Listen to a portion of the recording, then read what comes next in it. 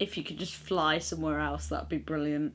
Hey guys, what is up and welcome to this week's video. Now, out of all the members of Queen, I don't think that this guy gets the recognition that he deserves. He is the strong, silent member of the band, but that does not mean that he is not a legend. Of course, I am talking about the one, the only, the legendary John Deacon. Now, of course, everyone knows his famous bass lines such as Under Pressure and Another One Bites the Dust, but this week I thought I would actually look at the top 5 most underrated John Deacon bass lines. Because come on guys, I don't think that John's bass playing doesn't get as much recognition as it should. So here it goes. Number 5 on my list is My Baby Does Me. For those who do not know, My Baby Does Me was featured on the Miracle album, and it is actually quite a mellow, groovy sort of song. There's a serious lack of intricate drum bits, there's a lack of big guitar solos, I guess you could say, because this is just a really nice chill sort of song, but that doesn't mean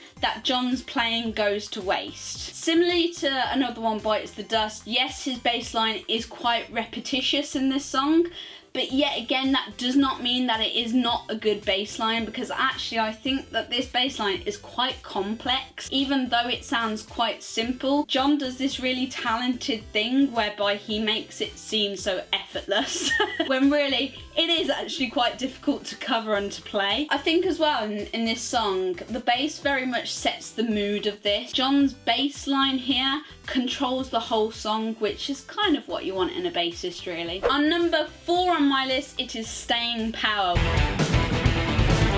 Number 1, you've got an amazing bass line. Check. Number 2, it's got an incredibly fast tempo that keeps up with Roger Taylor's drumming. Check. And it is also on one of Queen's most hated albums among the fans. I know that there are quite a lot of you who actually love Hot Space and you guys think it is actually a really good album, but I know for a lot of fans they don't really like this album. However, I don't think that John's bass playing should go unnoticed in this album. I think with Staying Power you can see the pure talent of John. He keeps up with Roger's fast playing and it kind of carries the song in its own way, which is why it's number 4 on my list. So number 3 on my list is Dragon Attack. John, I feel on this track really goes all around the fretboard. I think he even goes around the dusty ends of the fretboard, which you don't often hear in songs. It kind of gives you that old retro rock and roll kind of feeling, which I just love with this song as well. I think what I love also about this song is that Roger kind of does his own little drum solo. Brian does his own kind of guitar solo. So John thought, you know what? I'm gonna kind of do a bass solo in this. And he carries it out like a pro. This song really also shows the good relationship of timing and rhythm that John and Roger both have together. Now, number 2 on my list has to be Body Language, which also is on the Hot Space album. I know that a lot of you will really hate the song Body Language, but John's playing in this song, all I can say is wow. It has to be one of the grooviest bass lines from John in his entire history of being in Queen, in my personal opinion. His bass and Freddie's vocals are definitely the best thing about this song, because once again, you don't have any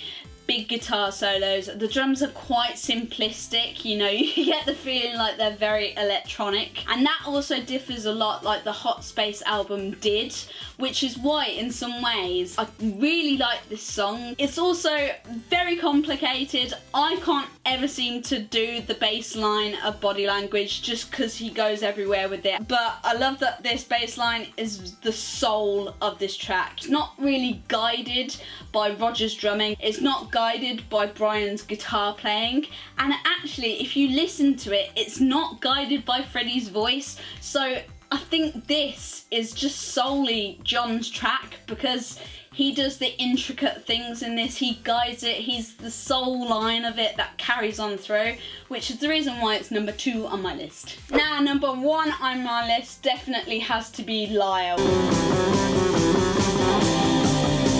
It's a very small solo in comparison to Brian May's solos, but you can't deny that Liar's small little bass solo doesn't show John Deacon's pure talent right in front of you. I think what's nice about it is that you really have to listen to the track in order to hear that solo, which is something I just adore about John's playing and John as a person.